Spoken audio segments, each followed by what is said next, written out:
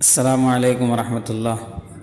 سامعین سے گزارش کی جاتی ہے کہ ہمارے چینل اتحاد الانصار میں جن کتابوں کی آڈیو ریکارڈنگ ہوئی ہے انہیں بھی سنیں اور اپنے دوست و احباب میں اسے شیئر کریں۔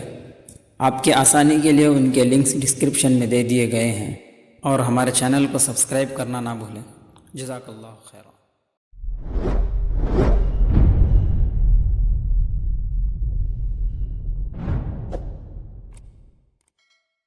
بسم اللہ الرحمن الرحیم۔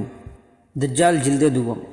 سامعین سے گزارش ہے کہ یہ ویڈیو دیکھنے سے پہلے اس کے پچھلے 3 ویڈیوز یعنی پارٹ نمبر 16، پارٹ نمبر 17 اور پارٹ نمبر 18 ضرور دیکھ لیں تاکہ بات وضاحت کے ساتھ سامنے آ سکے۔ شیطانی جزیرے سے شیطانی ٹرائنگل تک، ایریا 51 کی چوتھی اور آخری قسط برموڈا ٹرائنگل بحر اوقیانوس یعنی اٹلانٹک اوشن میں ہے۔ یہ بر اعظم شمالی امریکہ کے جنوب مشرق تقریباً 30 ڈگری سمندر میں واقع ہے۔ اٹلانٹک اوشن میں کچھ جزیرے ایک ٹرائنگل کی شکل میں بنے ہوئے ہیں اور غیر آباد ہیں۔ ان جزیروں کے درمیانی سمندر کے عین نیچے کشش ثقل یعنی گریویٹیشنل فورس کے مقناطیسی بار کا کوئی پول ہے جو زمین کے مرکزی عمودی خط کو چھوتا ہوا زمین کی گولائی کی دوسری طرف سمندر میں 40 ڈگری سے یو ٹرن لیتا ہے۔ اس مقام کی ایک جانب جاپان اور دوسری جانب فلپائن ہے۔ یہ خط قدرے جھکتا ہوا 40 ڈگری سے 20 ڈگری پر عین خانہ کعبہ کے نیچے نکلتا ہے، اور یہ اس کشش کے بار کا دوسرا سرا ہے۔ یہ فرضی ٹکون پانی کے اوپر کچھ اس طرح سے بنتی ہے جو فلوریڈا سے پورٹو ریکو، پھر پورٹو ریکو سے جزیرہ برموڈا اور پھر برموڈا سے فلوریڈا۔ دوسرے لفظوں میں یوں کہہ لیں، اس کا شمالی سرا جزائر برموڈا، جنوب مشرقی سرا پورٹو ریکو اور جنوب مغربی سرا فلوریڈا میں بنتا ہے۔ یہ مشہور امریکی ریاست فلوریڈا کے قریب واقع ہے۔ اگر آپ امریکہ کا نقشہ دیکھیں تو آپ کو ریاست فلوریڈا ایک عظیم الجثہ لمبی چوڑی دم کی شکل میں نظر آئے گی، گویا اس پر رہنے بسنے والے امریکہ کی دم پر رہتے بستے ہیں۔ فلوریڈا کا صدر مقام میامی ہے۔ ریاست فلوریڈا مخصوص قسم کے غیر انسانی کاموں کے لیے شہرت رکھتی ہے۔ یہ غیر انسانی کام کچھ تو وہ ہیں جو اخلاقیات کے روح سے برے ٹھہرتے ہیں، لیکن کچھ وہ ہیں جن کی دنیا کو خبر ہی نہیں۔ مثلا یہودی روحانیین کے نزدیک فلوریڈا کا معنی ہے اس خدا کا شہر جس کا انتظار کیا جا رہا ہے، یا وہ خدا جس کا انتظار کیا جا رہا ہے۔ دنیا کی اکثر قوموں کے نزدیک ایک ہی خدا ہے جو ہمیشہ سے ہے اور ہمیشہ رہے گا۔ یہ کون سی قوم ہے جو کسی ایسے خدا کے انتظار میں ہے جو بیچارہ اپنے ماننے والوں کو پیدا ہونے کے بعد ظاہر ہوگا؟ اور اس میں کیا راز ہے کہ اس معزز خدا کے ظہور کے لیے امریکہ کی دم جائے انتخاب ٹھہری ہے؟ برموڈا ٹرائنگل سے قرب اس کی وجہ ہے، یا شیطانی سمندر سے شیطانی جزائر تک کا فاصلہ سمٹنے والا ہے؟ یہ سب وہ باتیں ہیں جن کے جواب پر غور کرنا بنی نوع انسانی کے لیے ضروری ہے، اور اس کے لیے ضروری ہے کہ شاید وہ وقت دور نہیں جب اسے ان جوابوں کی شدید ضرورت پڑے گی۔ برموڈا ٹرائنگل 300 جزیروں پر مشتمل ہے۔ وہ جہاز راں جن کی زندگی بحر اوقیانوس کے 2 کناروں کے درمیان گزری، وہ بھی اس علاقے سے دور رہنے میں ہی عافیت سمجھتے ہیں۔ کہنے مشق اور تجربہ کار بحری کپتان ایک دوسرے سے ایک طرح کا تبصرہ کرتے پائے جاتے ہیں۔ وہاں پانی کی گہرائیوں میں خوف اور شیطانی راز چھپے ہیں۔ یہ خوف اور پراسرار راز آج کی بات نہیں، آج سے 500 برس پہلے جب کرسٹوفر کولمبس یہاں سے گزرا تو اسے بھی کچھ عجیب و غریب چیزیں نظر آئیں۔ آگ کے بگولوں کا سمندر میں داخل ہونا، سمندر کے گہرے غاروں سے آگ کے بڑے بڑے گولوں کا نکلنا، اور کسی اندیکھی چیز کا تعاقب کرنا وغیرہ۔ عوام میں ان جزائر کو شیطانی جزیرے کا نام دیا جاتا رہا ہے، اور 2 باتوں پر عام طور پر اتفاق پایا جاتا ہے۔ نمبر 1، اس علاقے میں پانی کی سطح پر اور پانی کی گہرائیوں میں کوئی ماورائی پراسرار طاقت ہے جو عقل کے ادراک سے بالا تر ہے۔ نمبر 2، یہ طاقت خیر نہیں شر کے علم بردار ہے، یہ فلاح نہیں تباہی کی علامت ہے۔ کہتے ہیں کہ زبان خلق کو نقارہ خدائے سمجھنا چاہیے۔ خلق کی زبان پر یہ باتیں کیسے چڑھ گئی؟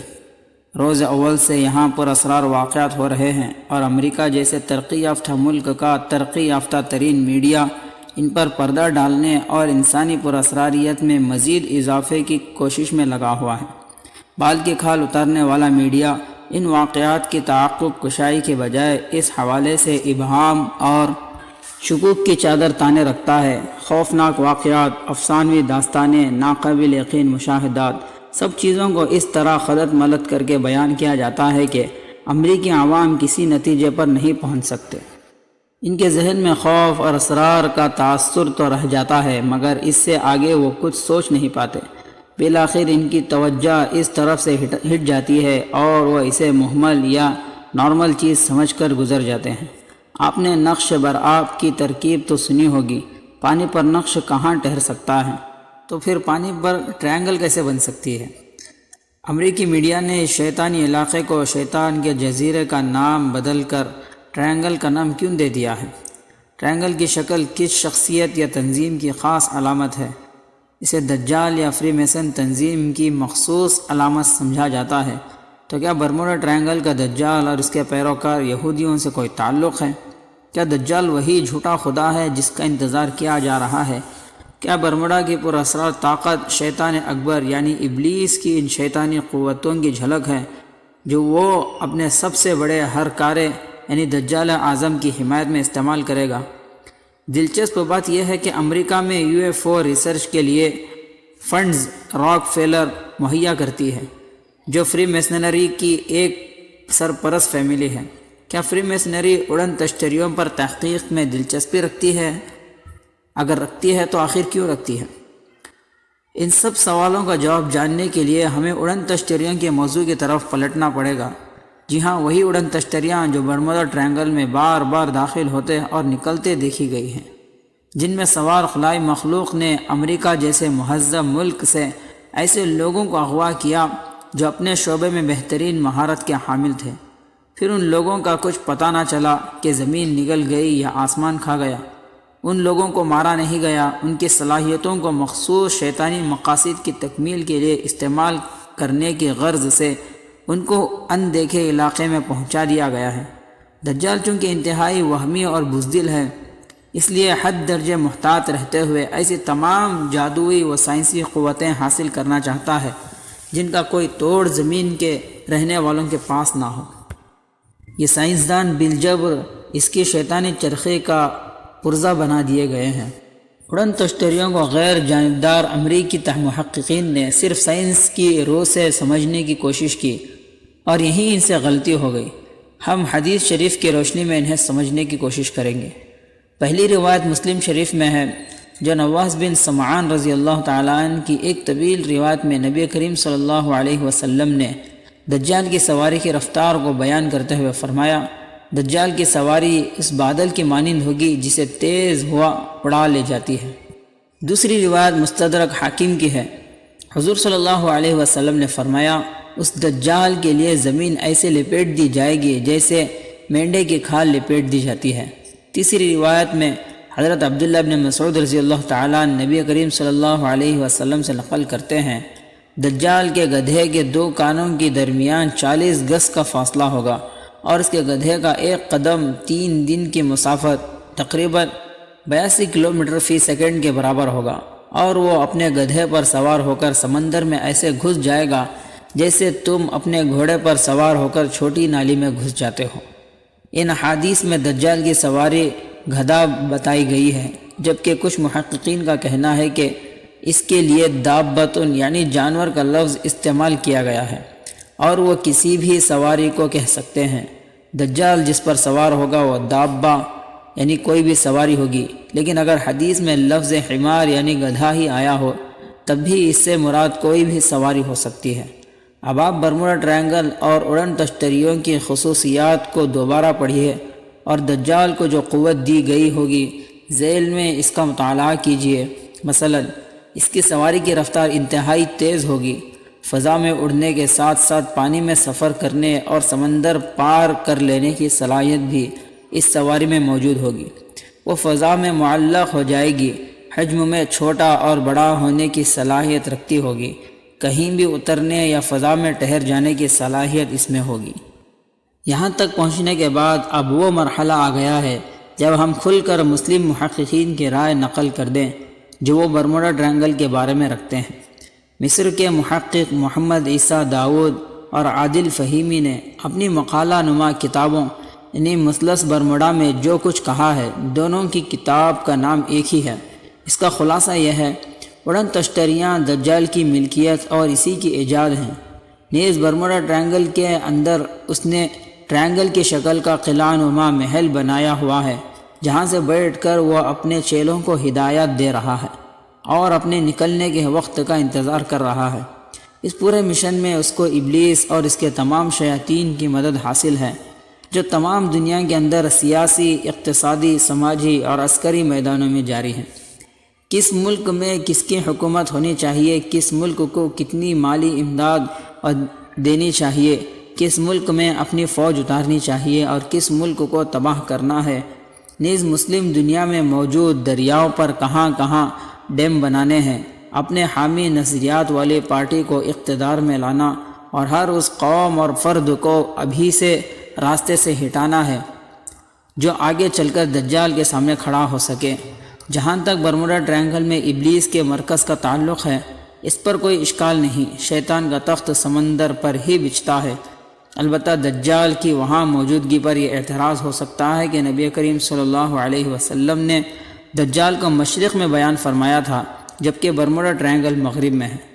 اس کا جواب یہ بھی دیتے ہیں کہ نبی کریم صلی اللہ علیہ وسلم کے دنیا سے پردہ فرمانے کے بعد دجال اس طرح بندھا ہوا نہیں رہا جس طرح حضرت تمیم داری رضی اللہ تعالیٰ نے اس کو بندھا ہوا دیکھا تھا، بلکہ آپ صلی اللہ علیہ وسلم کے وصال کے بعد وہ زنجیروں سے آزاد ہو گیا تھا اور مستقل اپنے خروج کے لیے راہ ہموار کرتا رہا ہے۔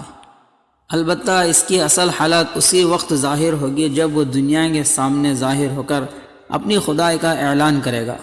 دارالعلوم دیوبند کے فاضل عالم دین مولانا عاصم عمر، جنہوں نے آخری زمانے کے متعلق احادیث کی عصری تطبیق پر بہت عمدہ اور نظریہ ساز کتاب تیسری جنگ عظیم اور دجال لکھی ہے، اپنی نئے شہر آفاق کتاب برموڈا ٹرائنگل اور دجال میں تحریر کرتے ہیں۔ حقیقت جو بھی ہو، لیکن اتنی بات یقینی ہے کہ برموڈا ٹرائنگل اور شیطانی سمندر جیسی جگہیں ابلیس اور اس کے حلیفوں کی خفیہ کمین گاہیں ہیں، جہاں سے وہ انسانیت کے خلاف ایک فیصلہ کن جنگ کی تیاریاں مکمل کر چکے ہیں۔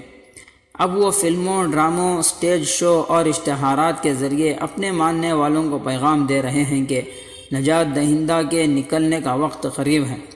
ان سازشوں میں ان کے ساتھ تمام شیاطین جنات میں سے ہوں یا انسانوں میں سے سب شریک ہیں۔